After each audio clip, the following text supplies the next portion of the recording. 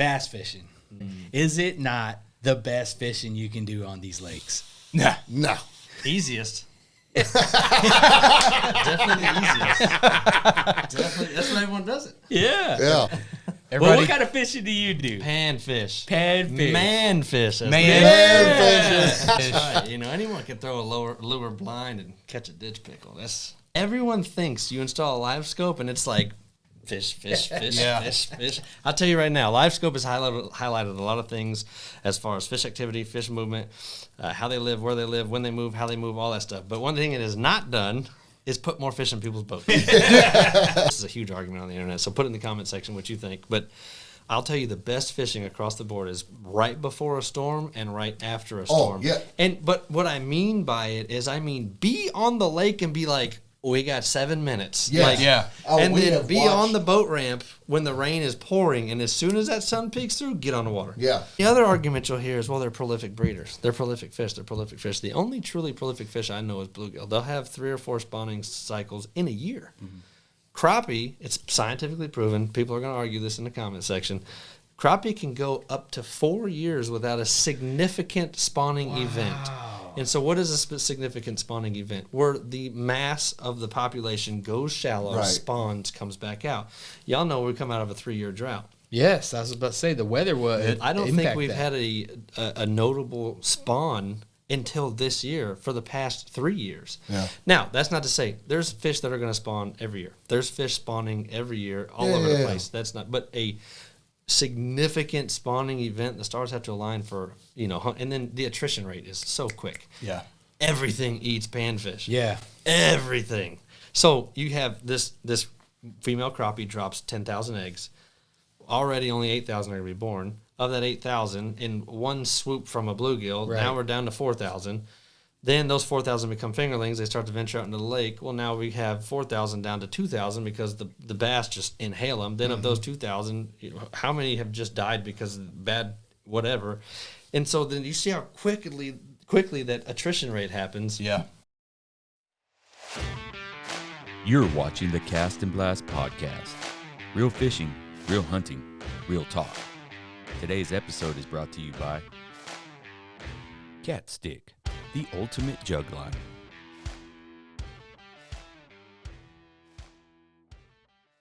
Man, I'll tell you what, I am so excited to talk to you today because I have been doing it wrong this whole time. I've been chasing those largemouth, and I have recently gotten stuck on ultralight tackle and trying to fish small and trying to get... But, dude, you're pulling out some slabs. Yeah. There's nothing small about the fish you're pulling out. Not at all. Ladies and gentlemen, welcome to episode 102 of the Cast&Blast podcast. Today we have a special guest, Mr. Kody Heinze from Dangle Nation Outdoors. Dangle Nation! Yeah! Listen, You're too kind. We've been following you on social media. There isn't a reel we don't enjoy. There isn't a short. There isn't a YouTube video with not just some how-to, but some actual get it done. Yeah. You're putting fish in the boat, and if it's on the scope, it don't stay in the boat. It don't stay in the boat. I love how he does that. Yeah. We've been bashing LiveScope since, and I think we're probably going to do a little more of it. We're probably going to do it. Yeah. But here's a twist to what you do on the boat. You kind of got this thing where, like, you'll keep 1 or 2, just for there's a reason. Yeah. But if it was on the scope, it's not in the boat. I love how you approach that. And what is it that inspired that? Man, okay, so we got to go back a couple years. Pre-LiveScope era, everyone had their favorite time to panfish. It's during the spawn. It was easy.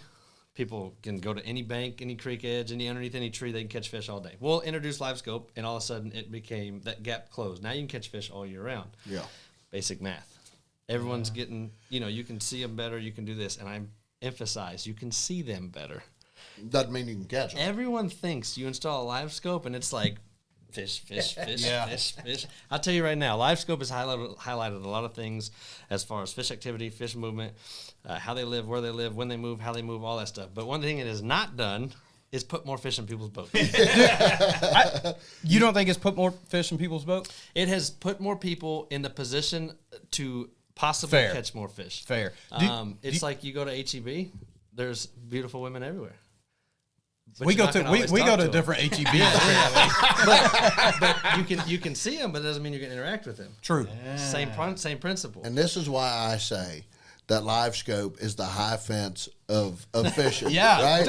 Because just because you can see them on the other side of that fence don't mean you go get them. Right? Absolutely. Do you feel like it's kind of for crappie or panfishing? Do you feel like it's kind of eating at the soul of what panfishing is? Man, it can be. For the old timers, yes. That's for the old timers, For absolutely. the Mean Gene fishing machine. Yes, yeah. Yeah. But there's ways that I personally and my friends and I'd even say colleagues in the content creation space, there's ways that we mitigate that.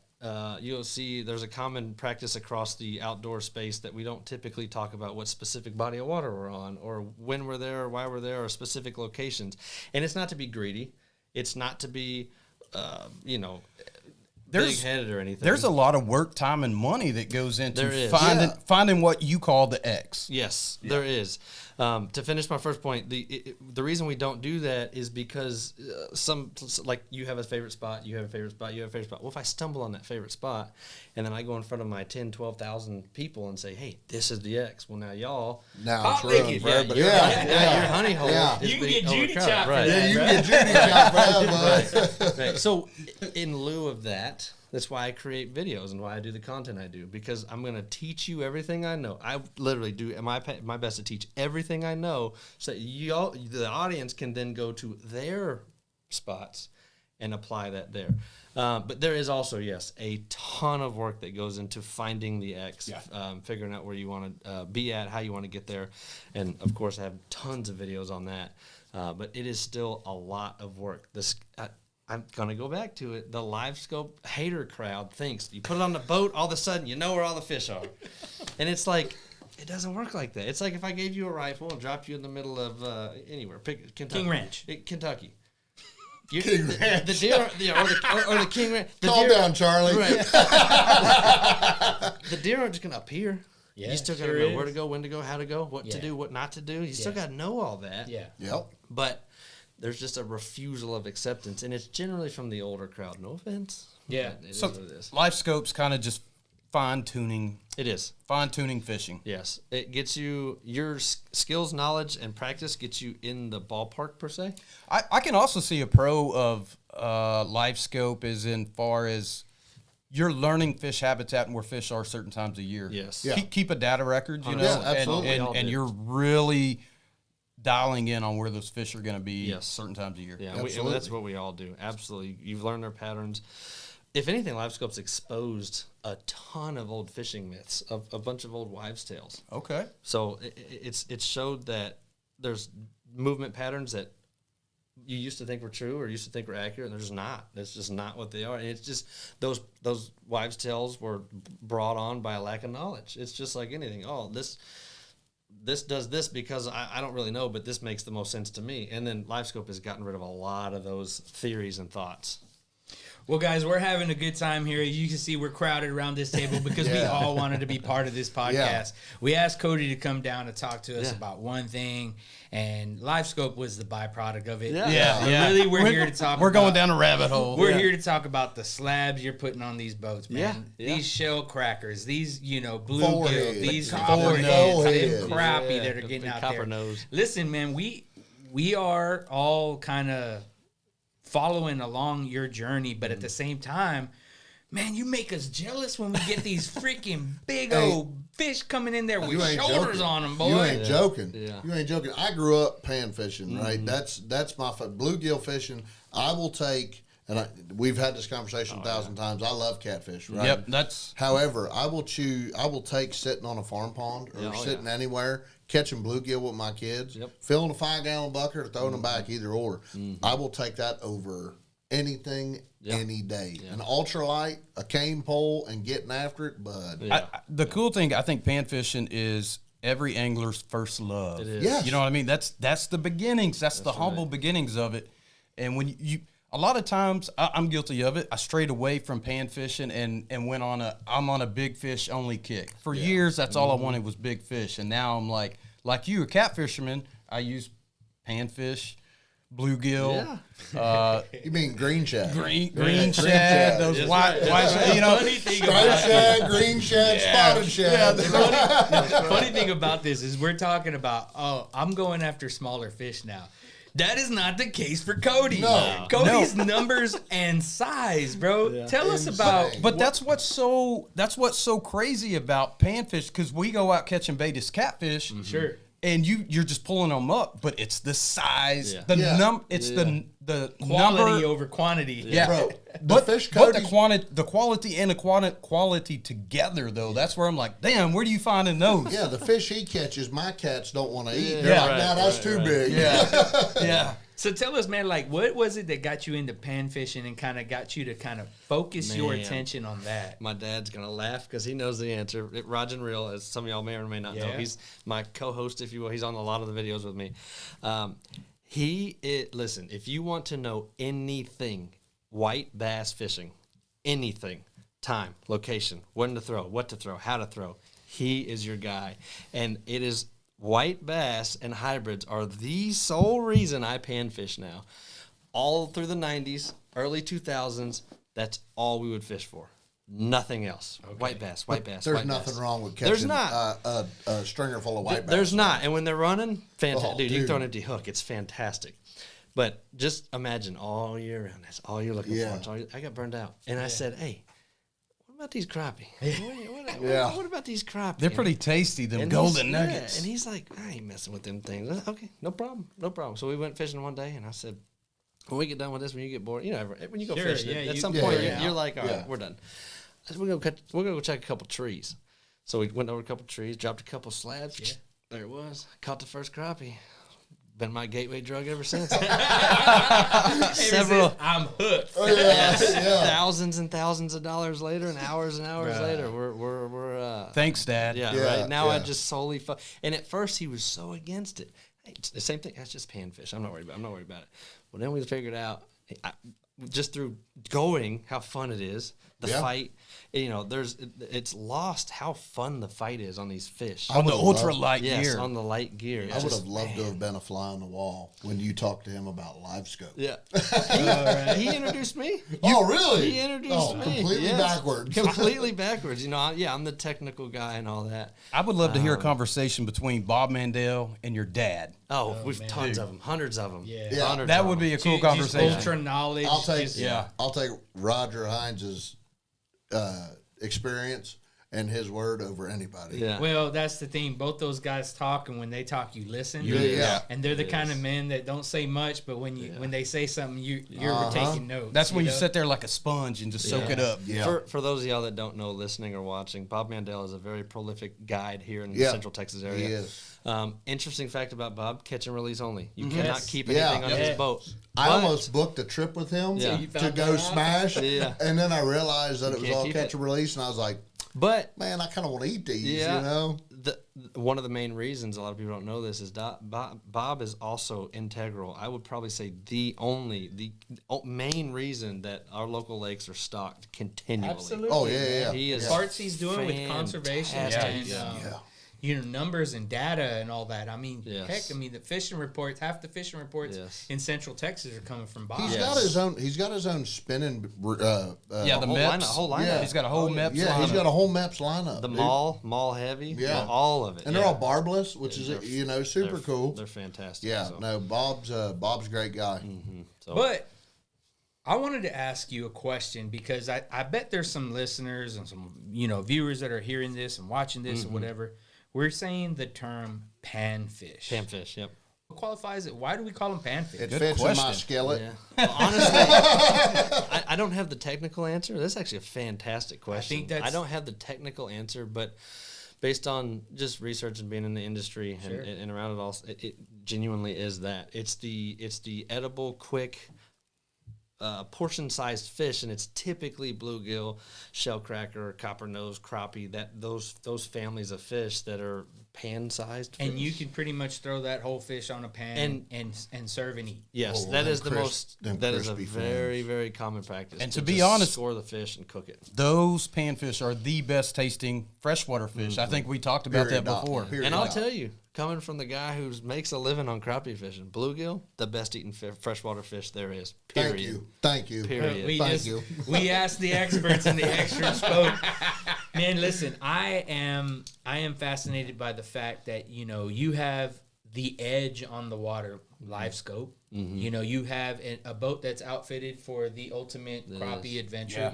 You are set up not only to go out there and have a good time fishing, right? Be successful. That's important. Or else why get out there? Yeah. But man, you are set up to the ultimate content creation on your boat. I mean, you got a camera angle every which way. Yeah. You got a good sounding mic. You got video, great video editing where that fluid motion on that boat, it almost seems like you have someone floating around the boat, capturing in different angles. Man, I'm fascinated with that. What was it about fishing, right? Because we all start there wasn't no content creation in our dreams when we were out on the water. No. It was in our dreams. We used to always, if we could only record and show this to people. No, I don't think I ever remember thinking that. I have and that here conversation weekly. If I could wear a GoPro or I'm either one, getting fired, or two, I'm going to be world famous, right? Well, here you are, world famous for the crappie. You know what Go I mean? Dangle Nation! Listen, YouTube is worldwide, and your worldwide. videos are touching people all around, the nations. So here we are with Dangle Nation. What was it that got you, where did Dangle Nation come from? How did that get started? So I had that's not the original channel name. The original channel name was Just Life, because I would sign off the videos or start the videos and say, it's just life. Just go out there and have fun, And I didn't like it. It didn't have that brandability. I have a degree in marketing. I'm just focused on business stuff all the time. It just wasn't very brandable. And you dangle the fish when you pick them up. The nation makes you feel like you're like everyone's a part of it. And so, bam, it was just born, and Don't Stop the Dangle was just rolled off the tongue. There's another aspect we haven't touched on since you've been here. You're a vet also. So, like all four of us in here, you're a vet as well. Has that helped you kind of along your journey, maybe as far as mindset-wise or? Yeah, I think in the background more than what's outward. Yes. You get that drive to... Just like on a deployment or anything, you start out with a mission, you have to finish the mission. There you go. So I'm the type of guy, once we start a thing, we're seeing it through. We're seeing it through. And then we all have it. There's days you don't want to be there. There's days that it's not going right. There's days that suck. There's days that this. And you just embrace it, push through, string it together.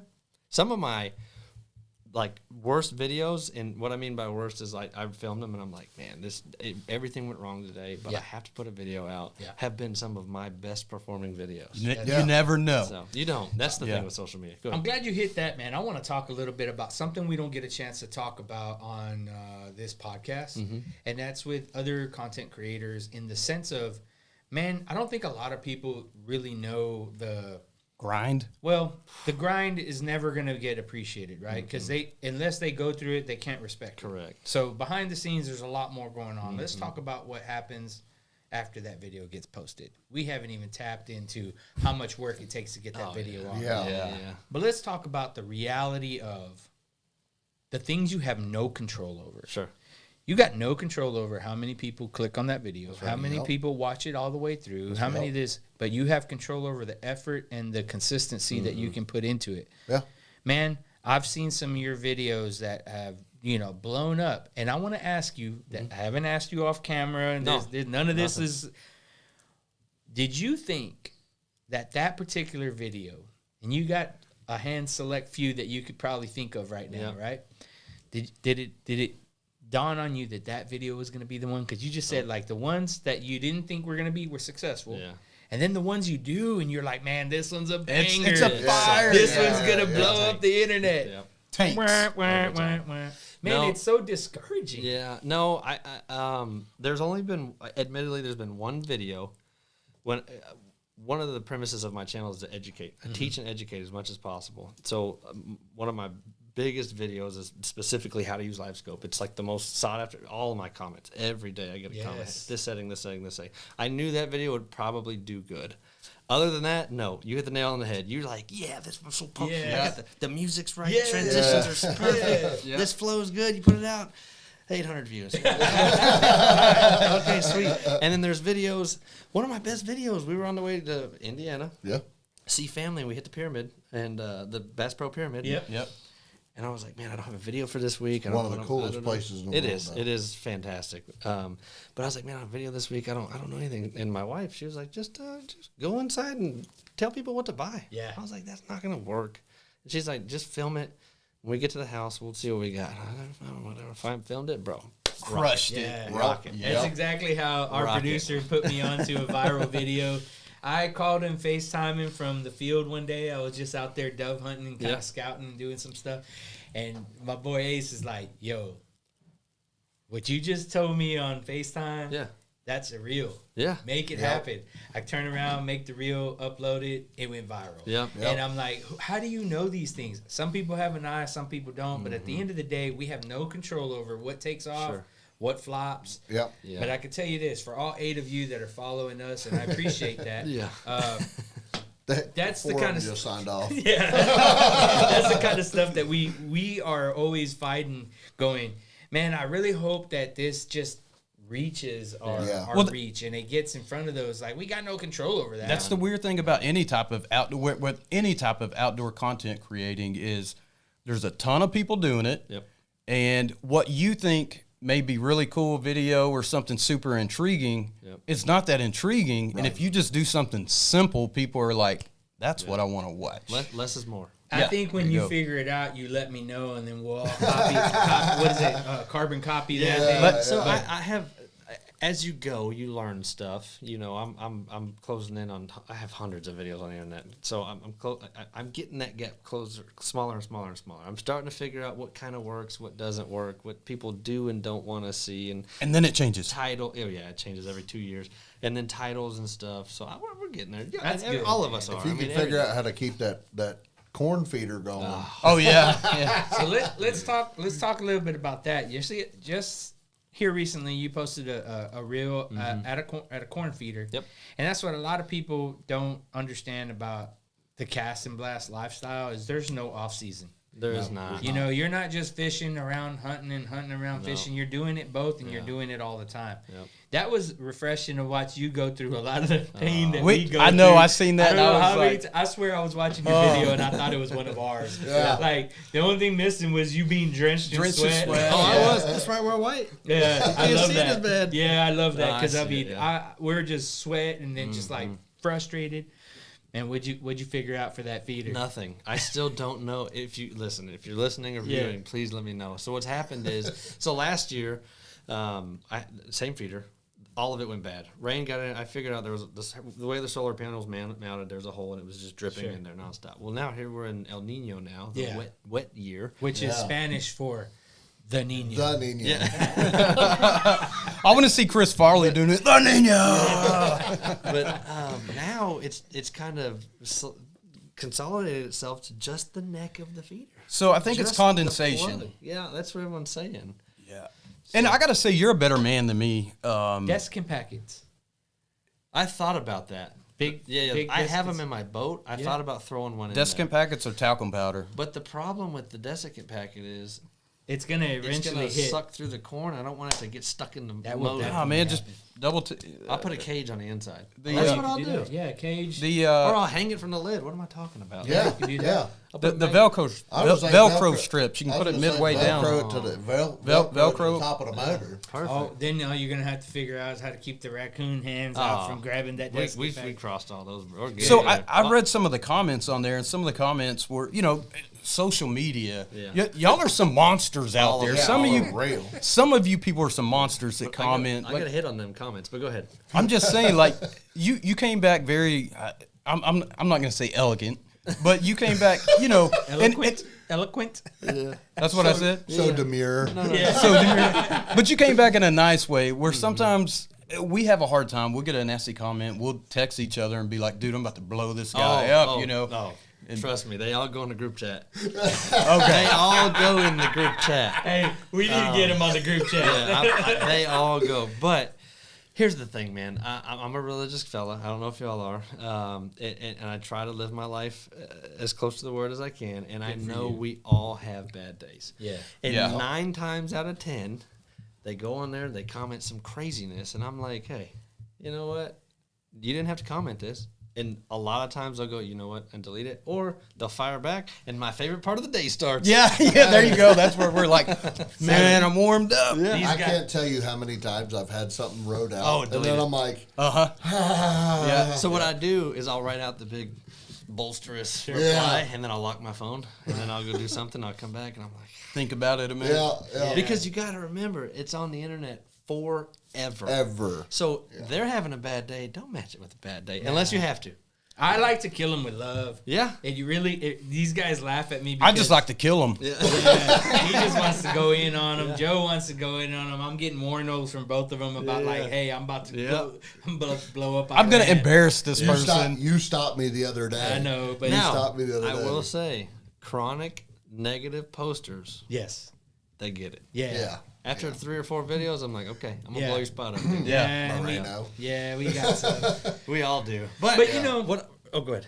it's just part of the game. It you is. know, talking about getting recognized in places. Yeah. You know, you got sponsors and all that stuff. You got to protect that. You have a lot invested into your business, which you want to get into. It's not just content creation online. No, you no. know what I mean. You got a full array of business. You know, It's a ventures. livelihood. You got a storefront, or you got a Yeah. store and everything. Yeah. I do. So let's talk about that. Talk about some of the products that are kind of unique to Dangle Nation. Okay. And you know, just kind of let people know where they can go check it out. You know, we'll edit in a little overlay. Yeah, a little overlay or something in there. Yeah. So the website was born because, as Joe may know from my personal side of life, I'm always business driven. I don't. Yeah. That's how my brain is. Yeah. I'm always trying to monetize everything in my Him life. and his wife ran one of the So- coolest boutiques in Cove Yeah. for the longest time. Yeah. Right? But yeah, it came from honestly from a lost Amazon partnership. That's what it came from. I told my wife, I said, I'm going to do the thing. I'm going to take the easy way. It's not easy. I'm going to just become an Amazon affiliate. Right. And I'm going to push people to Amazon. Amazon can handle all of it. That crashed and burned because I forget that that's a very, Yeah. I got to be careful what I say, but Sure. it's an organization that is, they have bills. We'll leave it at that. Yeah. So, okay, I from other ventures and stuff, I know how to source stuff overseas very easily. And so where you can go is danglenationoutdoors.com. And we have a little bit of everything. I have these shirts that I have to protect you from the sun. I don't use any type of sunblock or anything. So I have the shirts that have the hood. They all have hoods so you can protect yourself from the sun. I have neck buffs. I've got a terminal tackle gear, weights, hooks, bobbers, Weighted kits, swivels weighted swivels that I want to talk to you those are about. our number one selling item. I seen those. Yeah. So weighted swivels, hats, stickers, we have lots of stuff. I try to cover all my bases, but less is more. So I have enough to get you on the water and catch some fish. And that's all you need. That's all you need. Don't overthink it. Yeah. Well, that storefront, it's like one of those. How can I say? I mean, have you ever stumbled across a website, right? That you start browsing their products, and then once you pop, you can't stop. You're like, oh, I want one of those. Oh, I got to get one of those. I can't. You got it set up really well, and it just keeps grabbing you to come back for more. I started looking at those weighted swivels, and that sent me down a rat. That was the first time I seen them. I don't know how long they've been out. I don't know who else has them. Yeah. But when I seen those, I was like, I can Dangle tell you Nation this. has them. That's and the that's first all you place need to I worry saw them about. Yeah. was Dangle That's- Nation. Yeah. And I'm like, okay. can you tell us about those and how they perform? Because I think I'm about to buy a bunch of them. Yeah, so weighted swivels. Why it became a thing is because slip corking or fishing under a bobber, as y'all know, is a very prolific method for catching panfish, bluegill and crappie. Yep. The most common bait is minnows. So what happens historically is you hook it all up, you rig it up, you throw it out there. That minnow wants to spin around, and it gets all knotted and all tangled. Yep. Everything gets all crazy. And then the bobber can... Typically, when a bobber falls over, you set the hook. Well, if you got it all knotted, the minnow swims up and all this stuff, Over bobber the will fall line. over and everything. It gets all a mess. So introducing a weighted swivel does two things. Keeps your bobber upright, especially the tournament bobbers we have on our website, danglenationoutdoors.com. But no, it keeps the bobber upright, but it allows the bait fish, whatever you're using, to spin around, move around without messing up your whole rig, and it doesn't put twists in the line. Creates that resistance for the bait. Correct. Yes. Also for the castability and wind and all that. So whip it out there or pitch it. Both of them. Yeah.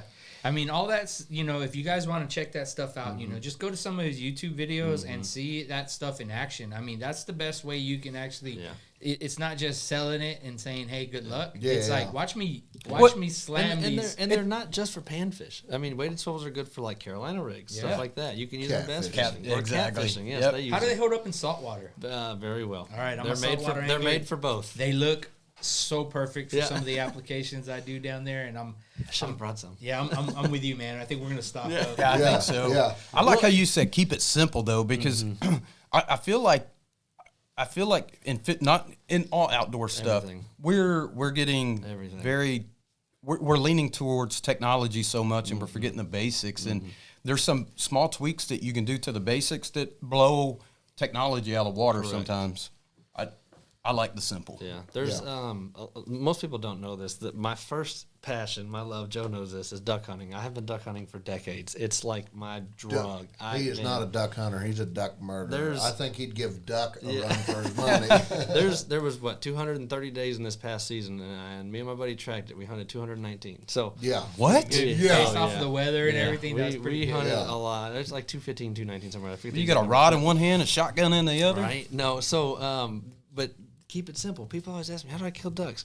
Go to your local big box, get whatever camo's on sale, go sit in a bush, don't move, throw either some cheap used decoys or some painted black gallon jugs with some white heads on them, throw them out there, and just enjoy the sunrise. Okay, hold on. So you're talking about the painted black jugs. Yep. Have you guys seen the new gas can turkey decoys? Yeah. These guys I haven't. are killing thunder chickens. I believe with? it, though. It's a 5-gallon gas can. Is it? Put a small head on the end of a spout and just throw a fan on there, dude. That's awesome. Money. It looks pretty effective. It does. What do you see a lot of? Do you use birds on the water? To fish with? Yeah, not to fish with. Jimmy fishes for bats. Yeah, I do fish for bats. There's duck lures. No, Jimmy is known and notorious for fishing for bats. Oh, really? There is, it's a thing. Fishing for No, it's an Oklahoma thing. Yeah, this sounds crazy. Man, it's real cool. Insane. When I was saying birds out on the water a lot, like pan fishing, do you use birds as an indicator of? I can see it for striped bass and stuff. Snakes. This is the most unknown fact I think out there. If you see an overhanging branch and there's a snake out over the water hanging there, fish underneath that snake every time. Really? Every time. You got to remember. I'm a kayak angler. So first off, you got to remember. No ropes and danger noodles are off limits, right? Because guess what? Not only do they hang in trees, but they can fucking swim too. This guy's over here like, oh, that's how I am. They don't bother me. But you got to remember, they fish for a living. That's how I am. We fish for fun. But in the inverse, white bass, white hybrids follow the birds. 100% follow the birds. Yes. I didn't know if crappie and bluegill do too. You know how many seagulls Storks. I've caught? Because they hitting top water for white bass. Like when they start going crazy in there in the feeding frenzy, I've caught so many seagulls. Have you? Yeah, on Fort Riley. Yeah. Or on Milford Lake. But real quick, speaking of duck lures, my buddy Peter, he still has the record on my boat for a duck lure bass. So have you ever done like a tournament with some weird baits and weird We have. lures? That's what he won it off that one. Yeah. Okay, nice. So what kind of did you make like a duck lure? No. They got was it one of them stupid whopper ducks blockers. you pulled off a Jeep? No. Or something like that? They make duck lures. They make duck lures. Plop, plop, plop, plop. He got it somewhere. He saw it at some store somewhere, and he got because it. I've seen the mice, I've seen the frogs. To me, that's more of a ditch pickle thing. Yeah. But I mean, it's or pike or I'm muskie. notorious for a rooster tail on an ultralight, and that's as far as I'm getting. Yeah. So, Those are perfect. if we're talking baits, I want to talk about your particular bait you use, and it's something that is different than. I grew up on the coast, man. I'm backwards. I had to relearn how to fish. Salt life. Moving out of here, I'm not salt life, but He's OBX. I am I don't even know what that is. Again, we've covered the same thing. He's out of the box, is what that means. Whatever. Crickets. We got to talk about crickets. That seems to be like your secret. I would have never, and I know it's weird, but I'm not as, versed in this, pan fishing and freshwater, but crickets? Crickets is a huge thing up north, They are. That's where I learned it. Huge. That's where I learned it. My Yeah. uncle has fished for crickets forever. And where do you get so many and crickets to cicadas, fish? dude. Yeah, I was gonna say crickets up north, grasshoppers down south. Yeah, I would tell you where to get them, but I need some. So no. Yeah. What about this? The best place to get them is online, honestly. Okay. Any reptile dealer has Yeah. them. Any reptile food or reptile Cut this product out. distributor, has them. Or you can go to your local pet stores. Pet stores all have them because they're bred and sold primarily to feed lizards. Yeah, lizards and snakes. And But what we use them for pan fishing is the legs. Bluegill specifically, coppernose and shellcrackers, they key into micro movements when they're on beds. So you throw that cricket in its face and it's got all these feet kicking. They're like, oh, heck no, and smash it. Whereas like a worm just hangs there. Yeah. It's like, and maybe you get a couple Sure. twitches and they're like, they'll slap it. They'll get it out of the way like a bass does. But you put something that's Doing that? Yeah, they're gonna eat it. They're smash it. yeah, crickets is huge up north. It is. That's where I learned it. Yeah. So you're saying up north, what do you call perch here, or bluegill? What do you call them? No, it's a bluegill. It's not a perch. Yeah, I there, call there it- is a so, yellow yeah, perch. I get that. That's where I'm getting to. I call Or is it everything brim? bluegills except for coppernose and shellcrackers. Is I it call not them brim? coppernose and shellcrackers. No, go. Yeah. So That's what I'm asking. Sir, you need to leave. Is it bream?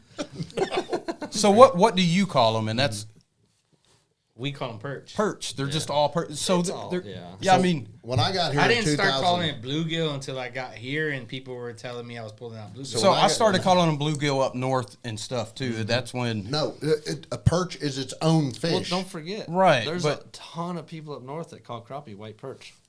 No.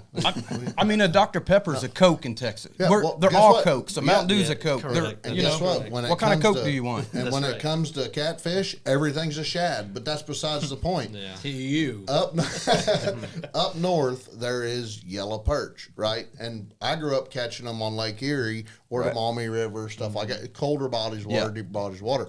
When I got here, everybody's like, "Oh yeah, man, I got perch in my tank." I'm like, "You got a fish tank full of perch?" Yeah. So I had to learn the Yeah. different, because it's farm pond or pond up north, Yeah. and it's everything's a Or bluegill. crick. Or crick. Or It crick. is a crick. On my neck. That's what you get when you sleep cricket. No, it ain't neither. No, that's a crown. It's like washing off your fishing poles. Hey, what we're not going to do again is Grammar Nazi Joe, okay? So there's brim, No, there's perch. no such thing. That's a brim right here. That's the brim of your hat. So what are the? That's the point of making. Like, depending on where you're at in the country, like Yeah. I don't know, Alabama, they Well, that's call why them I'm brim. saying this because it's gonna be in the comments. There's a whole bunch of different species of perch, I guess, right? And Bluegill, No. sunfish. bluegill, sunfish, Sunfish. right? So you got the Sunfish red is a ears, the species. shellcrackers, the green You got red sunfish, ears, copper nose, red ears. Here, let's settle the debate. Thank Drop you. it in the comment section. Yeah. What you call it? I call it all bluegill unless it's a coppernose or a shellcracker.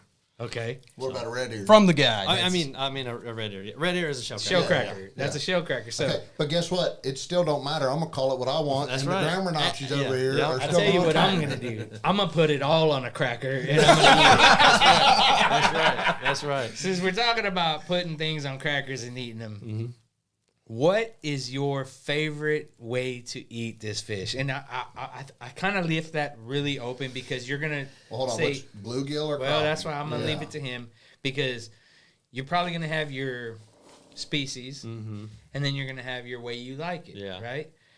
If you could just give us a little tease of like Yeah. some of the things that you like to Sure. do with the fish, because that's the beauty about panfish is like this is more of a harvest fish universal. It is. to bring home and eat. Yeah. Absolutely. That's what's even more fun about panfishing is, we're catching, releasing, largemouth. We're doing all that stuff with all these other fish. But with panfish, you kind of go out there with a goal. Hey, man, I want to family. eat. Yeah. Feed the So family. So okay, crappie. I'm real hung up right now on blackened crappie. okay. It's so good. Like Because Cajun I'm blackened? trying. Yeah. Because I'm trying to man, I'm tired of deep frying everything. And I was like, man, I got to get some new recipes. I got to figure out some new stuff. In our age and our body composition. Yes, you're right. That cholesterol starts to climb a little bit. Do you do any ceviche, freshwater ceviche with it? I have not. I wouldn't I've either. tried it, but I've never done it myself. I got a buddy at ceviche's coot, but that's a whole other conversation. Yeah. Oh, yeah, and it is like 10 out of 10. But anyway, which is crazy. Coot? Yes, it's But anyway, black crappie, I do blackened crappie, but bluegill, I usually do like fish cakes. You know, kind of like crab cakes, but fish cakes. And here's the reason. And this is why I say bluegill's a better eating fish. It's a firmer meat. Yeah. So it holds up better. It holds up better in the cooking process than crappie would. Crappie's a little bit mushier. They both have great flavors, but that's why bluegill's a little firmer. That's never crossed my mind. Yeah. Fish cakes out of bluegill? Me neither. No, Yeah, never. it's super good. All my catfish bait is now going to fish cakes. Now I want to do It that doesn't with take the. much. I actually put a video out a couple days ago where I caught. Sorry if this offends anybody, but small size bluegills. To you. Yeah, right. And it only took like 3 of. I kept 5, but 3 would have fed 3 of us at least. But 5 would be all of us would get a good couple of fish cakes out of it. I'm a So pretty big fella. Less That's is more. an It's appetizer. not your size. less is more. It isn't your size. It's that tapeworm you have. I keep telling you. Man, I'll tell you what. Don't talk about Jeff like that. I did see your video and preparing those, and I love that you walked us through the entire process because now, 1, I got the recipe. That's right. 2, I know what you used, how you used it, Yep. what we can do to substitute what Yep. you like or whatever. Yep. Spiced it up. Looked like it was a hit. It was. Now I'm wondering how that would taste with some of that Red Lobster biscuit mix. Oh, yeah. That would be good. I will tell you, I'd cut back on the Old Bay. I'd put like half of what I put in there. I got a little overzealous. So you cut back from that video, or you cut back to make that No, video? going forward, I will use way less. Old Okay. Bay. Man, now you got me thinking. It looked like Maddie had a little comment there, like first bite, she was like, spicy but good. but good, She was like, but but good. I need some milk, but What's your go-to snacks on the boat to get you through that long day? man, a lot of Lone Star Light. a lot of people don't know this, and my close friends hate this. But I don't eat on the boat. When I fish, I haven't eaten since dinner the night before. I don't know why. You sound like me. What are you, know some what? A kind lot of of that- as saint? long as A there's lot of not that a is a- banana on the boat. What fine. are you I like? fish with bananas all the time. Are you like fasting for the sake? No, of, I think, you know. okay, I think, old Sergeant Major. So, growing up, He's it waiting just- for the feast. it He's wasn't, waiting. yeah.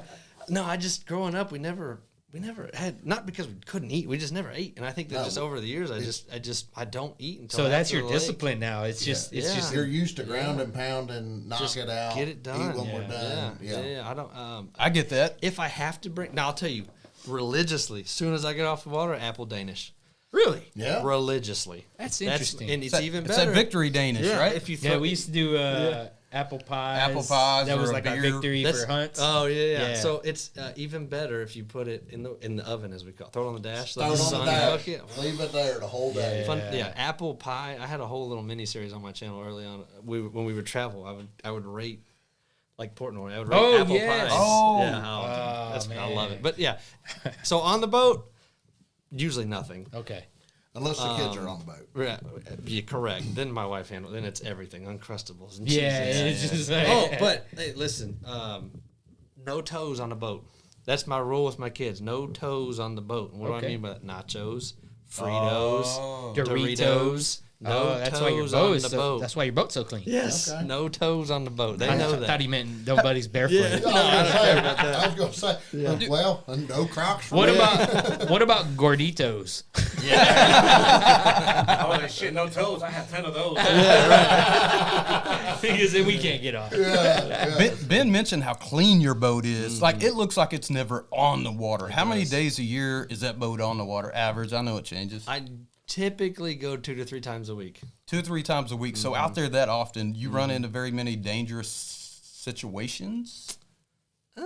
Weather's the most dangerous thing. And underwater, I love to travel, so I'm always on random new lakes. Fun fact, my boat's been in the shop for the past 3 weeks because I think an underwater boulder and just messed the fiberglass up. That's about as dangerous as it gets. Underwater obstructions that just I don't see and just boop. We call that a sudden stoppage. Yes, sudden stoppage. That's right. Yeah. Full inspection. Yeah. So not too many dangerous. Well, Mother Nature is a humbling woman. It is. Yeah. It is. You know, Especially you go out in the morning, it's crystal clear, and you're on glass. 45 minutes later, you're in 3-foot white caps going, oh! Yeah, and that just happened. That's accurate. That's correct because a lot of people, this is a huge argument on the internet, so put it in the comment section what you think. But I'll tell you the best fishing across the board is right before a storm and right after a storm. Oh, yeah. But what I mean by it is be on the lake and be like, we got 7 minutes. Yes. Oh, and then be on the boat ramp when the rain is pouring, and as soon as that sun peeks through, get on the water. Yeah. It's the same thing. I'm a firm believer, right before a storm, right after a storm, if you're not in a stand, you're wrong. Yeah. You're wrong. And that makes sense because I'm going to throw this out there because I know this kind of hits close to home with you as well. I'm a kayak angler. Now I don't have a boat. Now he is. You get on the kayak too, so you're not just exclusive to the boat. But how many times have you been out on the kayak and seen them boats going the other way, hauling butt? You're like, what do they know that I don't know? And now you're like checking the phone. Oh, that's it. Okay. You start turning around, you see that black cloud, and you're just like, but that kind of makes sense. But Can I get a tow? But what you always see is those guys stopping at their waypoints. Yes. And they're like, man, this is a good spot. Speed fish hitting it real quick. And then they go because they're squeezing that in right before that storm. I will say that's probably one of the scariest things I've ever been in. Is sitting there on a boat and you're watching the wall come at you, and you're like, I have to go through that. Yeah. You know, my only stressor with storms, the only stressor is instead of saying I have to go through that, I say I gotta load my boat. Loading a boat when that wind is going, it's such a stress. Just trying to get that boat on a trailer, especially man. when you got kids on with you or something. Now, I want to ask you this: when we talk about the before the storm and after, right? Mm-hmm. Do you attest that to a lot of pressure change? I do. So it's more of a pressure thing, and I wanted to ask you because you're it really affects pro angler. Yeah. Well, I hate that. I struggle with that title. If you make a living doing it, you're a pro. Yeah. The swim bladder. It affects the swim bladder. So yes, it does. Okay. It increases, decreases. There's a whole science to it. Yeah. And long story short, it's just like you and I. When that swim bladder increases, it pushes on everything inside, just like a pregnant woman. It's pushing on everything. So what's that mean? Their stomach is getting condensed, and they're like, I'll just wait to eat. And as soon as that pressure starts to let off, it's just like, I don't know. Waking up in the morning. Yeah, I don't know if y'all deal with like anxiety or stressful situations. You have an anxiety attack, and then once it finally subsides, you're like, I am starving. I need to eat now. Same thing. I am actually so I need to eat so bad that like I'm actually like shaking. Yeah.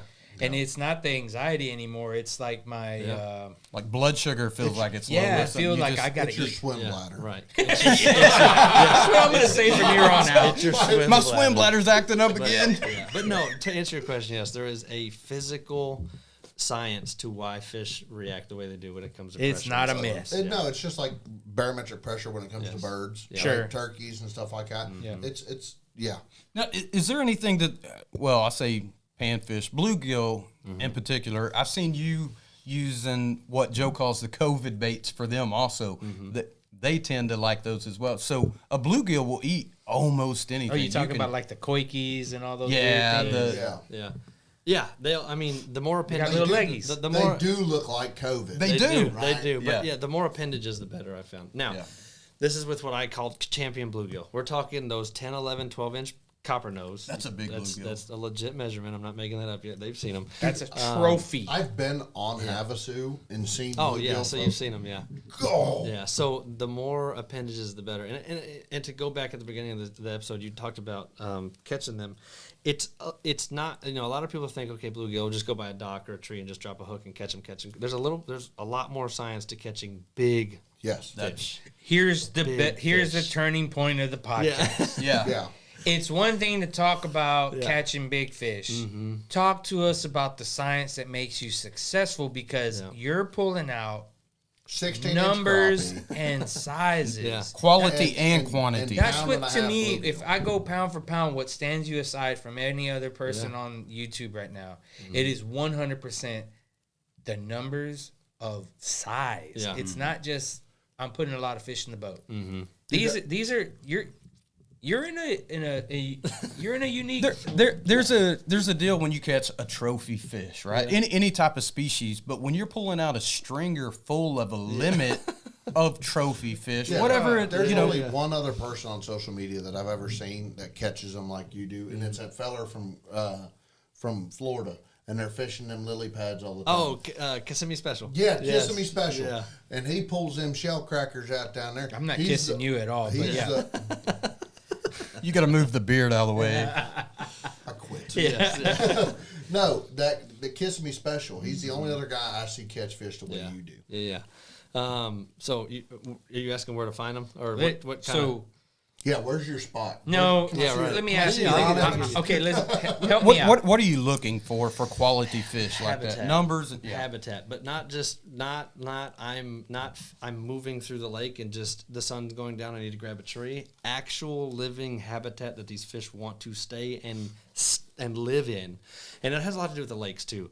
Like specifically for these big bluegill, you want to look for sandy or gravelly on ramps, as we call them, beaches, subsurface beach areas, because they have to have that. You want to look for 78 to 80 degree water temperature. These are all things you want to look for, and then it just natural. There's got to. Typically, we see there's a food source of some kind, so they're adjacent to cattails or over an overhang, because what's a bedding fish do? Protects the bed nonstop, but they also need to eat. So if I'm over an overhang, bugs are just naturally falling in. I got gravel or sand. I've got a point or a focal point for the terrain, the topography. Then I have food just falling out of the air. Bam, you're going to have big fish right there. And then for crappie, you want to look for more habitat.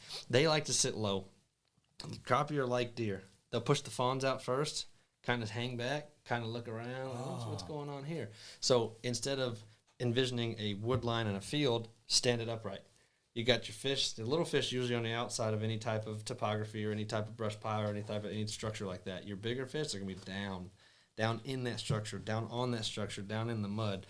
And I have seen, I did a video on this where the big fish, even with LiveScope, you can't see them on screen. They're physically in the grass or in the mud. So there are days we're just chucking and winding, and finally we find, specifically if you're on, I'm trying to give you all specific locations to look for like I do in my videos, but like if you have a main lake point, you'll hear us say that 100,000 times in all of our videos. I can't stress it enough, a main lake point. But any structure, the best situation is a main lake point, a slick main lake point with one or two pieces of topography, structure on it. It's going to hold fish, period. And the big fish are going to be on the bottom. On the inverse, a main lake point or a slick point that has grass, they're going to be in that grass. There are several lakes in Central and East Texas that you just got to find a grass slick, that takes time to learn what that looks like on your electronics. And they're going to be in that grass. And there's several lakes that those huge bluegill, same thing, they're in the grass. And that's going to hold true for a lot of different species of fish, too. That same habitat's going to hold a lot of fish. Yeah. Do you get a lot of bycatches? What do you mean? Different species I tell my buddies all the time I should enter bass tournaments and just use crappie gear. Yeah, that's what I was going to say. Because bass love some. They do. Especially time of year, depending on time of year, too. Yeah. Colder water, smashing it. So do you think you catch more fish, or do you catch more fish with live bait when you do your jigs and stuff like that? No, so admittedly, no. I 10-to-1 artificial baits. Okay. Only because I'm lazy. Straight up, I don't want to deal with stopping to get minnows, or getting the batteries in the aerator, making sure I don't spill them over, make sure they stay alive, make sure that the dead ones don't dish. Now, there is a time and a place for that. If I'm taking my kids, it's easy. Throw bobbers out there with minnows, and the fish basically come and catch themselves. Yeah. But no, I'm artificial because also the control. One of the biggest advantages of LiveScope is I can physically move that bait around to right where I need to put it. Right. Now, there are people like, oh, you said at the beginning you can't catch more fish with it. It doesn't make them bite more at all. It just, you're presenting it in a way. There's one of my favorite ways of crappie fish is called sniping. And it's when you're cruising around, usually post or pre-spawn, no, post-spawns are the best. And you'll have individual floaters, and it's a LiveScope specific technique. You have to get that bait over them. It has to go within their proximity. They have to eat up, and it's so fun. But no, artificial is my go-to 100%. Specifically, if I'm throwing hand tides, it's Bray Jigs. He's on Facebook. He's a stud. He's awesome. He makes a fantastic product. And then, of course, I'm using artificial. Insert your favorite brand here. I try not to be specific because the audience, we love y'all to death, but some people get so hung up. I need that exact specific. We just had that conversation about brand successful. loyalty the other day, and it's not. Yeah. I mean, unless you're me, and it's a rooster tail. Yeah. But scientifically proven to be the best lure in the world. Yeah. Scientifically proven, right? Yeah. But brand loyalty is not always 100%. The best. And I try to only promote products I actually use. We have a ton of people that reach out to us and want to send us X, Y, Z, and I'm like, hey, just know you can send it to me. I'm going to use it for a month or two. I have to vet this product. I'm not just going to blindly say, oh, this thing is fantastic. Yeah. And if I'm not, I'll tell you straight up in the video, just got this. This is the test run. This is the trial run. This is what we're doing. But no, this time of year, artificial, I'm going 2-inch curly-tailed jig. Something with blue, purple, a lighter color unless it's dark water. If it's dark water or stained water, I'm going black, dark purple, red. Okay. But if it's light, clear, good visibility water, something light, greens, blues, purples, light purples. Yeah. Monkey milk. Let's talk a little bit about your actual rod and reel setup. Okay. What is it that you find to be your go-to setup? And we'll talk action, length. Yep. Because I think for crappie, that's very unique. Very important. What is it that you go look for when you're picking up rods? Backbone, butt flexibility. So crappie fishing, pan fishing in general is a very hybrid space that I need super flex, but I need super strength. And it is hard to get a pole that has both. And I mean, admittedly, if you go to my channel, we're outlaw crappie poles till I die, right? But it's not because they just send us free poles and want us to promote them. You can go to my channel. I have videos of other brands. We went through the whole gamut, and they just simply have an incredible backbone, but incredible sensitivity, the flex, the sensitivity of it. So it's backbone and flexibility, yes. not backbone but flexibility. Yeah, I want both. You because need both. Butt flexibility could be a whole different. Correct. There's a joke in there somewhere. Yeah, that's a post podcast. You said backbone butt flexibility, and I had to look away. Me and Joe looked at each other right away. I pushed through. I pushed through. I know you did, but for the sake this of is my Megan Thee Stallion run. For the sake of my adolescent crew. I'm such a kid. I had to bring that back because these guys were like, Well, it's just like running a he medium, said medium butt heavy flex or something like that for catfishing, right? I get That's it, but right. the way you worded it, Oh yeah. my youth came out. real fast. Yeah. so we got that out of the system. We did. Gentlemen, but back to the the adults are talking. But Lock it. There it is. Oh man! But back to the pole. The reason you want that sensitivity and that flex is because a crappie bite is a very light thing, except for one specific time of year. Can you explain the difference between when you say the sensitivity of that? Right, I'm big on largemouth, and you know there's a hook set, and there's a lean back. Don't do that. All that. Coach me up on this. You're not going to come back with nothing with some lips on I'm on your the hook. boat with you, right? Yeah. I'm new to this. Yep. Tell me what I need to do to make sure I get this crappie in the water. First thing I would say to you is you're a bass fisherman. Yep. Don't hook set like a bass. Okay. The nickname for crappie is paper lips. Okay. And it is true. They have very thin membrane. The membrane around their mouth is very Kind of like thin. a trout. Yes. Yeah. So the membrane around their mouth is very light. What you want to successfully reel in crappie is slow, steady pressure. Okay. That's it. You can set the hook, but don't set it like a bass. If you're setting it on, You're not ripping lips here. You're just trying to. If you're trying to secure You'll for real rip the lips. You will. Like a bass, send it to the moon. Yeah. A crappie, just you're gonna be tip up. If you're listening or watching, put your finger out and just take your other hand and just tap the back of your finger. That's what a crappie hit feels like. And all you want to do is apply immediate, rapid. It's just like being deployed. Immediate, rapid response. That's all you want to do. Just set it. You'll see if you watch me set hooks, my arm goes up and stops. Okay. I just want to apply all the flex. I want the backbone of the pole to now engage. Set that hook in the fish's mouth. That's it. I'm not trying to rip him to the moon. I just want to set the hook and then constant, steady pressure. So that steady pressure is just keeping the line tight. Correct. It's keeping that hook in the mouth. Yeah. Now, you'll also see a very common thing in crappie fishing specifically. We have 10, 12-foot nets. Yeah. And this is why, because you want that pressure while you scoop the fish. Now, which is hard to do on a boat or in a kayak. Correct. Now, everybody here seen that video of the feller that hooks and goes like that? Yes. And that net, and that net goes 14 foot out? Yeah. I was like, all right, Chuck, calm down. But that's why I use it. And the other reason we have long nets is because of our long poles.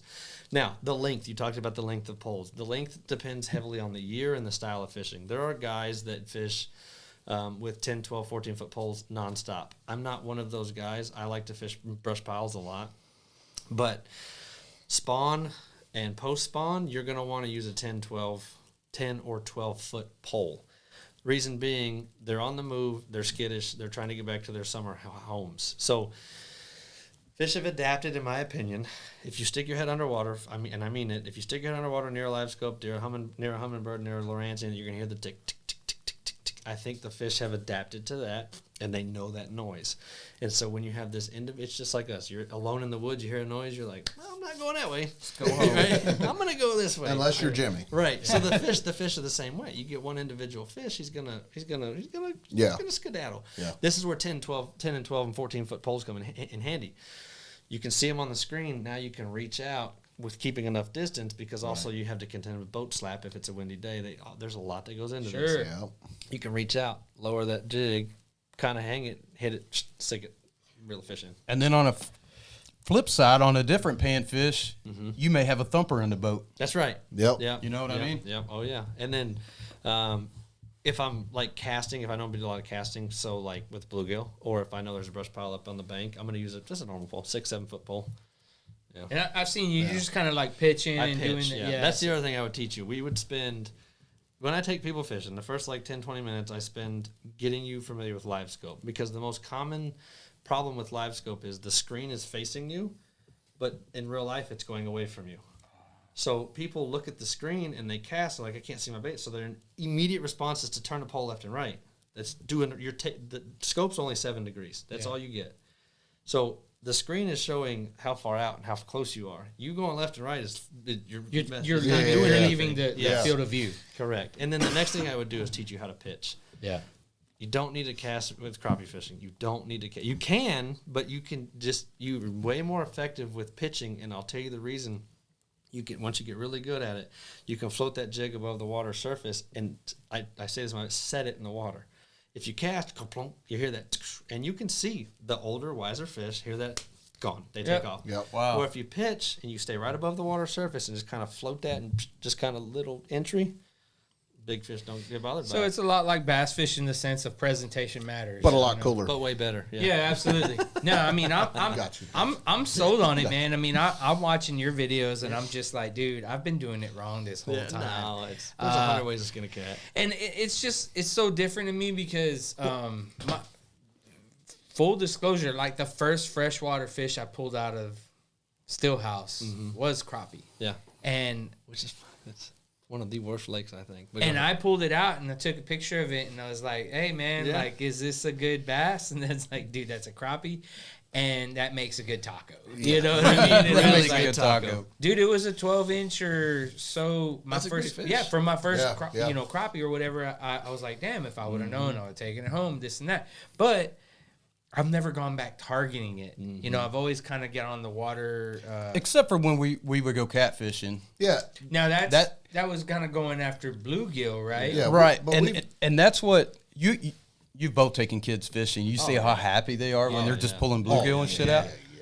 A grown man over here. So, like he said, saltwater fishing and stuff. Sick, dude. So I It's introduced much him into fun. catfishing, and part of catfishing for me is just catching bait. And I use bluegill almost exclusively. For me, that was probably the best part of the. It was so trip, fun. Yeah, Ben's like, I'm like, all right, we got enough bait. Let's go catfish. One more, man. Yeah. One more. I'll tell it's you. so fun. and then on ultralight and all that stuff, it's That's so the best cool. part. Yeah. Have you ever caught smallmouth before? Yeah. A lot of people say pound for pound they're better. I've heard, I don't know how accurate it is, but and when I catch them, I experience it too. But they say that a smallmouth fight is equivalent to 2 pounds, 2 times its actual weight.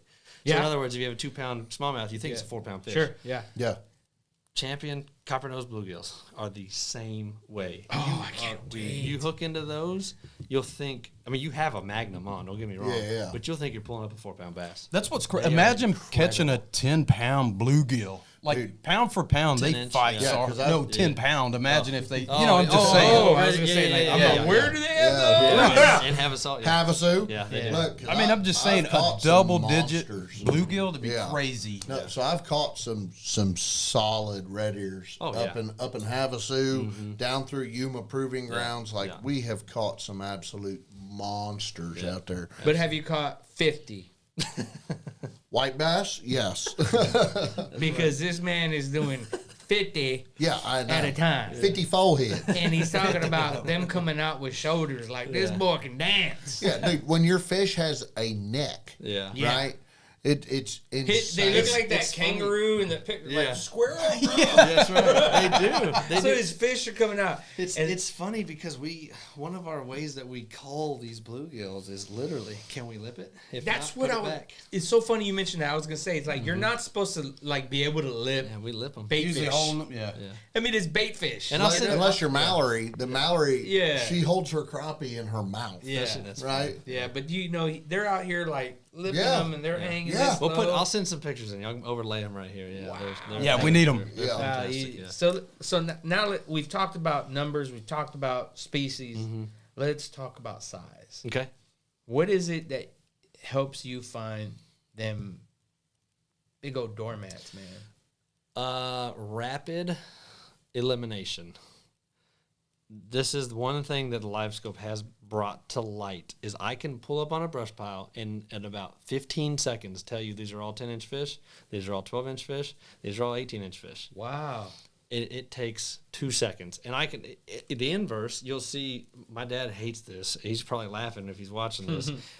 You can see if there's 1 or 2 on there.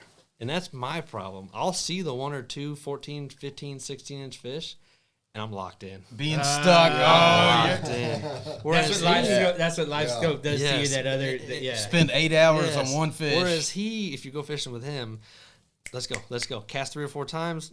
Nope, keep going. And then when you finally find the pile of big ones, then you know. And this is another thing I teach with the scope is that it's got a grid overlay, so you can look at any fish in the water and see how big it is. I mean, if the box on the screen, if you have it set to 2-foot increments, if that fish is halfway across, we got 12-inch fish, boys. Let's fish at it. Yeah. If it's 3/4, we got a 15, 16-incher right here.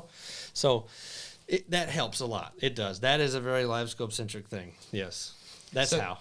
So for your fishing experience, LiveScope has definitely been introduced as a positive for you. Yeah. Damn high And fence to fishers. go back to what I'm saying, let's revisit what we first talked about. Why do a slogan? My slogan on my channel is if we use the scope, they don't stay in the boat. The reason I do that is I hundreds of people tell you can't outfish a lake with hook and reel. I'll tell you, I think you can really diminish the population because these guides, they only want to target the big fish. And so what does that do? It takes all the big genetics out. Yep. In my opinion, this is all opinion. Why based. guys like Bob Yes, are correct. the Yeah, opposite yeah. of And that. then the stigma. other argument, the most I'm common horrible for a argument, lake. yeah, the most, and there's a time and place for it. Listen, like you don't fish nearly as much as I do. If I kept a limit every time, that's not the best idea. Oh yeah. But if y'all go Literal out there, boatload. yeah. If you go out there and catch your limit, catch Yeah, that's yeah, what yeah. it's 3 or there. 4. Yeah, Yeah. Catch some bass, Yeah. But 3 or 4. Then I'm the- pulling out dynamite. that's dude. right. Then the other argument you'll hear is, well, they're prolific breeders. They're prolific fish. The only truly prolific fish I know is bluegill. They'll have 3 or 4 spawning cycles in a year. Crappie, it's scientifically proven. People are going to argue this in the comment section. Crappie can go up to 4 years without a significant spawning event. And so what is a significant spawning event? Where the mass of the population goes shallow, Right. spawns, comes back out. Y'all know we come out of a 3-year drought. Yes, I was about to say the weather was. I don't think we've had a notable spawn until this year for the past 3 years. Yeah. Now, that's not to say there's fish that are going to spawn every year. There's fish spawning every year all over the place. That's not, but a significant spawning event, the stars have to align for, and then the attrition rate is so quick. Yeah. Everything eats panfish. Yeah. Everything. So you have this female crappie drops 10,000 eggs. Already only 8,000 are going to be born. Of that 8,000, in one swoop from a bluegill, now we're down to 4,000. Then those 4,000 become fingerlings. They start to venture out into the lake. Well, now we have 4,000 down to 2,000 because the bass just inhale them. Then of those 2,000, how many have just died because of bad whatever? And so then you see how quickly that attrition rate happens. Yeah. Dang, that's so cool, man. This is the stuff that I think about, and that's again why I throw it back. And then on the inverse, you have guides and guys that think, oh, they're gonna spawn and drop. Well, that was kind of where my head was. Yeah, they're like the numbers don't. Your math isn't mathing, but then when you break down what you talk about, that makes perfect sense. Now, bluegill are the wild hogs. Right. Bluegill are, lakes. yeah, they are. Especially ponds. But that said, these big ponds. Yeah. Like, that's a whole different, But these big bluegill, if you take too many males out, They're you're gonna. I have a lake that I know used to have them big gills. It got real popular on social media. You can't catch a fish in that lake anymore. Humans are the most destructive thing for the things we love. Yeah. But it's also good to take some out. It is. But we just can't. There's no self-control. We can't take 4 or 5. We got to take the limit. Yeah. So I mean, and another way, a reason that I do this is think about most lakes conservatively. I would say have 4 to 6 full-time crappie guides on them because of the invention of LiveScope. Well, the average takes 100 fish. Well, that's 600 fish a day. Monday through Friday, you do the math. And before you know it, you're pulling out 10, 15, 20,000 fish. Yeah. Well, of mama that dropped 10,000 eggs, only 700 lived. Hell, one guy pulled it out in a week. Yeah. One guy. So named that's Dangle Nation. Yeah, no, I don't guide. I don't guide. But I'm saying with the numbers you pull out of the water, you would empty a lake quick. And people forget that babies have to grow. Yeah. They think they're born slabs. Yeah. No, dude, it takes 3 or 4 years. Same thing with hunting. I mean, Speaking of years, what is the average cycle for adulthood for panfish? This is the most argued topic. So So for crappie to get, I just saw a graph on this. I can't think of the exact. Don't quote me on this stuff. It's very rough estimates. But to get to 12 inches, usually 3 to 4 years is the coined time frame to get to 12 inches for a crappie. Bluegill, if you have the perfect scenario, you can get a 10-inch bluegill. They say is the same 3 to 5 years. If it's really good habitat, really warm lake, really, really good conditions, you can get it in probably 2 years, 2.5 years. But the problem is, if you're waiting on a 10-inch fish and you can't put back the 8-inch fish, you're never gonna. never you're gonna start get losing them. That's a good point. let them walk. Let them walk another year. Another year. There's only so many 200 inchers out there. Yeah, you got to call. That's why creel limits are 100%. Yeah. They need to be followed, right? So I fished. We've talked about it before. I fished Milford Lake up in Riley, Religion. I've got more pins on that lake than I do any other lake, right? The creel limit up there saved that lake for a real long time. That's why you're catching 40 and 50 pound blues out of it on the regular. On the regular, I go up there and smash on some On fish. the regular. The best part about Milford Lake to me, though, is there's no limit on white bass. oh, that's good. Yeah. It is for some, and it's great for me, Yeah.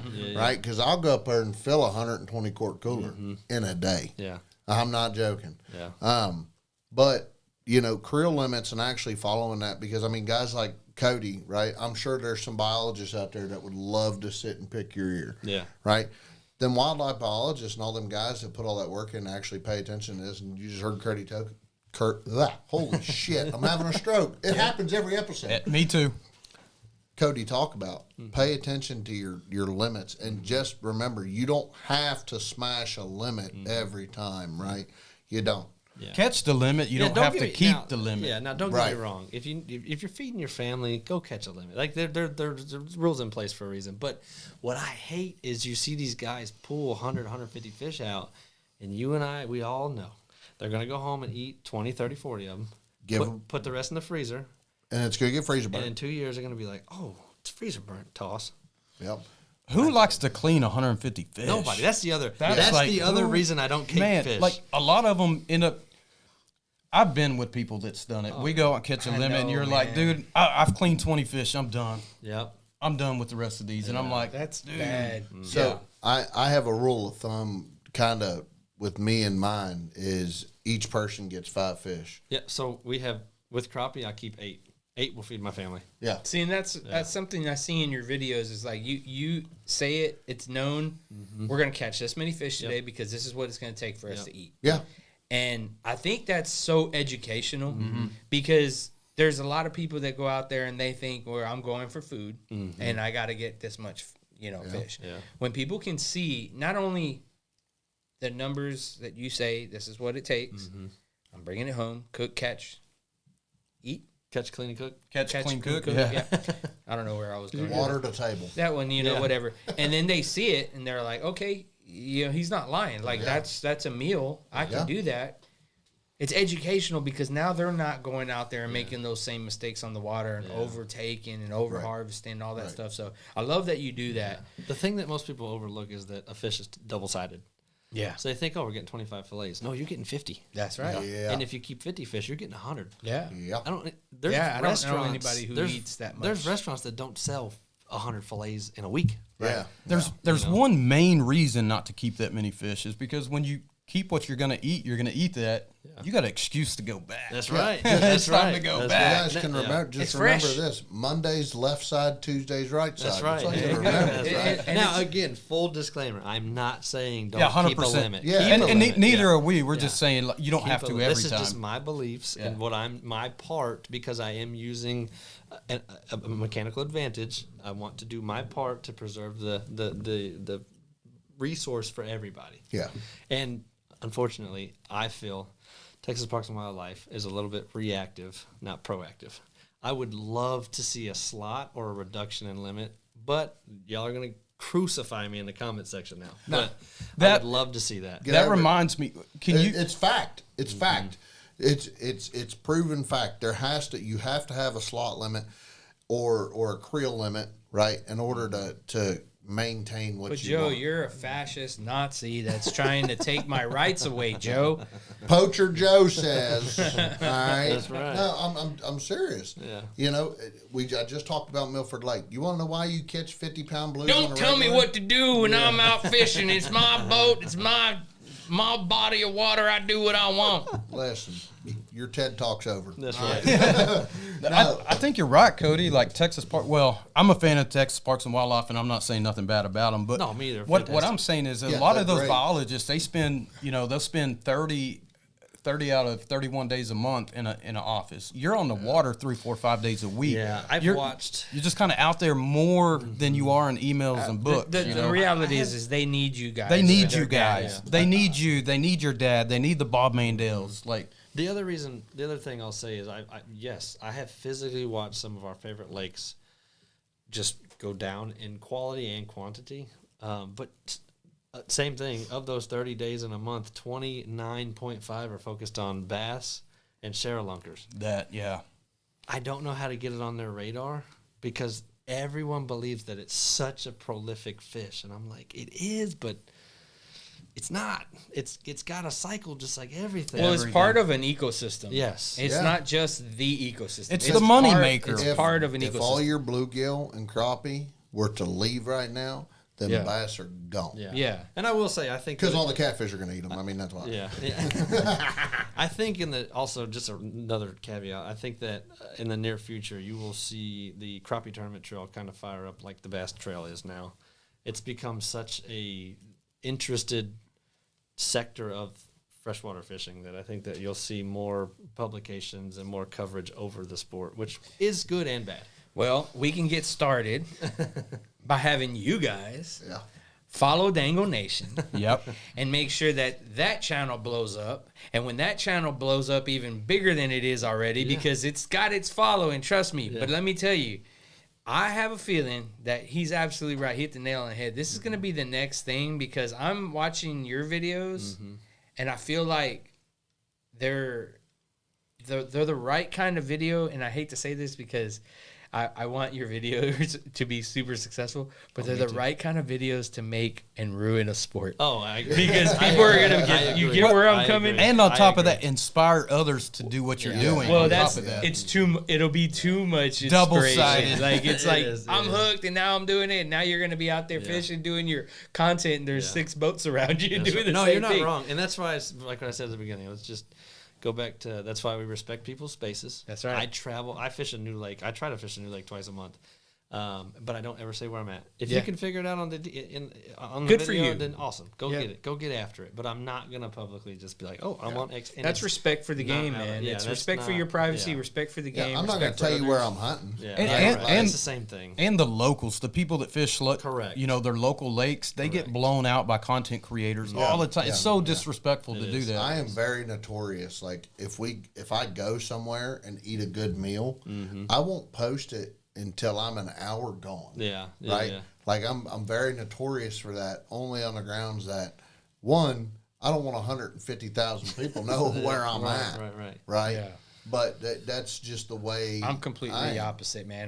When I go TDY or wherever I'm travel somewhere, I go look at the news, and after or some kind of like fight or shooting or something happen at that restaurant, that's always typically the best food. I go straight to that place. By the time I get there, the news. By the time I get there, the news is gone. You know, I'm you like, spent bro. a lot of time in Warhead. I was like, dude, these boots. I mean, it's like it's just science. I'm just telling you where. I'm just telling you how this science is proven. Follow the news to find restaurants. Yeah. Look for chalk outlines. Waffle House hasn't let me down yet. Facts. If there's a chalk body line outline out front, The better. It's even good. But man, I know that we can talk forever talking just this. Yeah. I want to ask if you guys have some questions. And you want to get some answers, and you want us to have them back, and we'll tackle those questions then. Let us know in the comments. Follow his channel. Go to all social media. Go check out the website. Once again, let us know how we can get to you and maybe contact you if they have questions. And follow your content. You know, specifically your most active social media that you kind of put a lot of effort into. Yeah. So YouTube is number one, obviously. 100 subscribers right now away from the biggest giveaway on the channel. 10,000 subscribers. What's the giveaway?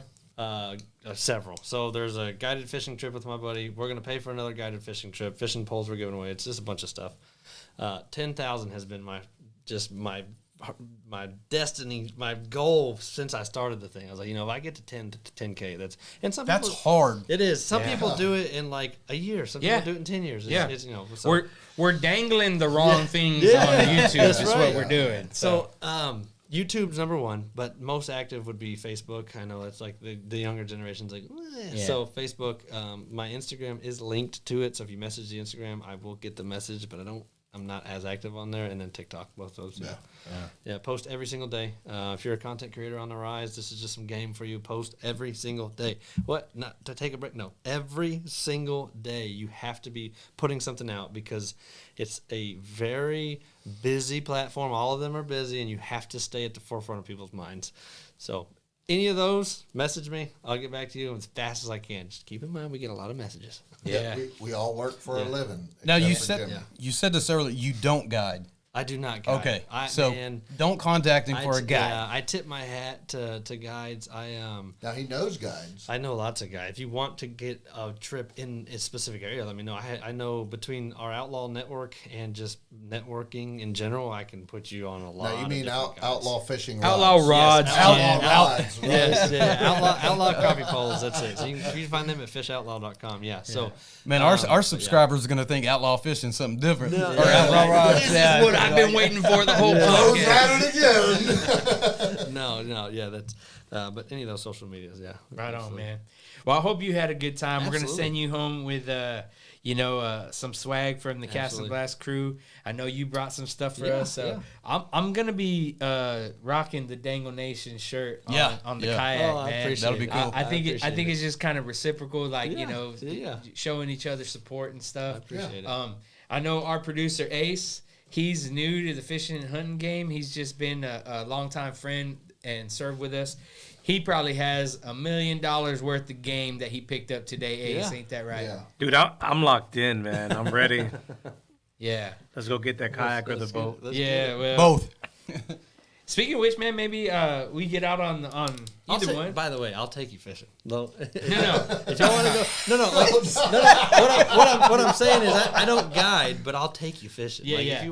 But just keep in mind, I want to fish too. Yeah. So Yeah, we're gonna fish side by side. Yeah. One of these days we'll get out there on the Yeah. kayaks. I'm trying to talk these guys into getting Yeah. kayaks. Yeah. Everybody wants to be on a boat. Yeah. I love boats. Don't get me wrong, but sometimes I just want to be alone. Oh yeah. I'm greedy. I want both. Yeah. They both have a place. I got a friend, Lexi. He's one of our subscribers. He's on the kayak. He smashes them on a kayak. Yeah. So he can probably put you on some tips. What's your PB on crappie? 2 pounds even? 2 pounds You'd even. think it'd be 3 pounds, but man, it's 2 pound, that's a it's big crappie. elusive. It What's is. your PB on bluegill? Man, close to 2. It bounces. 1.5 is very. I'm not trying to be big headed. 1.5 is very frequent. 1.25, 1.5. God, Those are frequent. So He's just like, that's kind of a thing. That's why I said I'm not trying to be arrogant. No, You no, gotta it remember, sounds- I seek these out. You These know? are cool. Yeah. Yeah. I plan.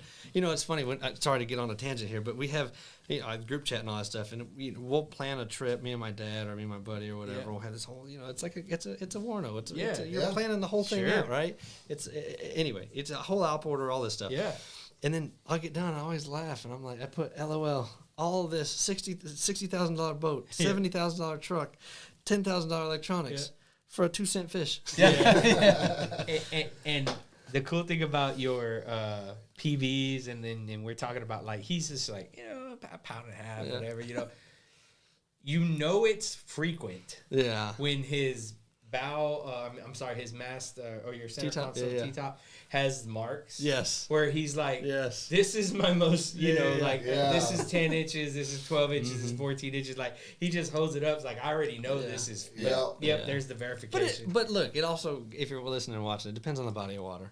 There are tons of lakes we go to that 11-inch crappie is like, dude, you caught an 11-inch crappie? That's fantastic. But there's also lakes we go to are like, that's only 16 inches? So God. what is the lake that you want to go to? Like, Currently, Havasu. And then I have a trip in Grenada coming up. So Grenada's like the Daytona 500. Everyone talks, if you want to catch your record crappie, one you'll never break, go to Grenada. Where's that at? You put me on the spot. I just forgot. Not Mississippi. Oh my gosh. He stumped me. Cut. Yeah. God. Dude, it's on the tip of my tongue. Man, just outside of Missouri. Anyway, it's just. I got you. I didn't. Yeah. Sorry. I'm just No, over, I get. That just over happens that to me ridge. too. Just over the ridge. That's right, just over the ridge. But Right anyway, past that bend. But I'm sorry, I can go on for. I know you're trying to end the show. I'm sorry. One more thing. The reason I think Grenada holds huge fish is they draw it down every year. You cannot get on it for several months out of the year, and those fish are not pressured. They can eat, they can gorge, they can get big. Then they bring the lake back up, and it's a free for all. Do you know, by just out of curiosity, who is responsible for maintaining that lake? I don't know. That's important. I mean, I don't think it's something for us to research, right? It's not the core. I don't know. Maybe if you're watching, go check that out. Go check that out and see what it is that makes that lake different. And Somebody knows. Let us know in the comments. It's like Fork. It's like Fork here in Texas. Everyone, that's the Texas mecca. Is Fork. I fished it. I just did a tournament on it. It does have some huge fish, but it has so many places for the fish to hide. It's a flooded. Every lake in Texas is man-made except for one. Yeah. And Fork, they just went in with chainsaws, cut them all at chest height, and filled the lake. Wow. So, man, there's fish everywhere, and they can bob. Our microphones would be 1, 2, 3 stumps. Across the whole thing.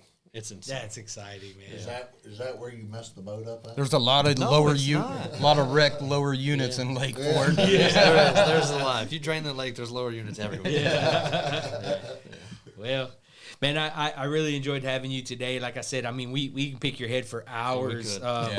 We we kind of really scratched the surface today and what we can talk about. But we'll have you back, man. And if you're ever out on the water and you're heading in our direction, let us know. We'll meet you out there and we'll get on the water and wet some lines together. I want to learn more about this pan fishing because this is the big pan fishing. So, I've never fished with LiveScope. Yeah. So I'm kind of excited to see. You sure talk a lot of shit to never use it. Which is funny. It is the high fence of fishing. Well, it can be. Look, it's like me using a spotlight for deer, right? It's kind of. You still got to know where to go. Legal, illegal. Here's what we'll do. I've used LiveScope and this stood is- over it for freaking hours and didn't catch anything. So I'm one of them guys. On my channel, there's a standing bet. Anyone at any time can hit me up, come to my lake, get on my boat. I'll hand you 2 fishing poles. I'll give you the trolling motor remote. I'll give you the LiveScope. You have 4 hours, catch a limit, and I will sit there and let you do it. If you do it, $1,000 cash. Sign me up, Coach. Yeah, he's doing it for a reason, guys. He's not just in the business of giving out $1,000 a pop. Cody, I've known you for a very long time. That's going to be a very long-standing bet. Yeah, that's going to be hard to beat. The sun shines on a dog's ass every once in a while. He's trying to be that. Look, you. Dude, I don't get a whole lot of sun. Calm down, Scooby-Doo.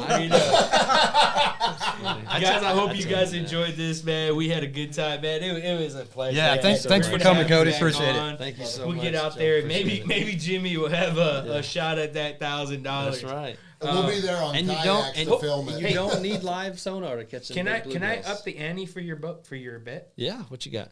What if we do a different challenge? Okay.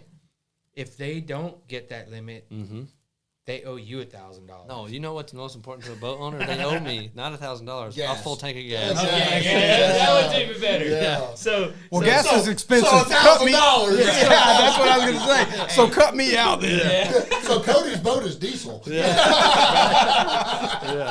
that was cool, man. Hey, anyone who's out there, go check out Dangle Nation, man. We're gonna have them back on this podcast. Absolutely. I hope you enjoyed it. This is the Cast&Blast podcast. You're watching the Cast and Blast podcast. Real fishing, real hunting, real talk.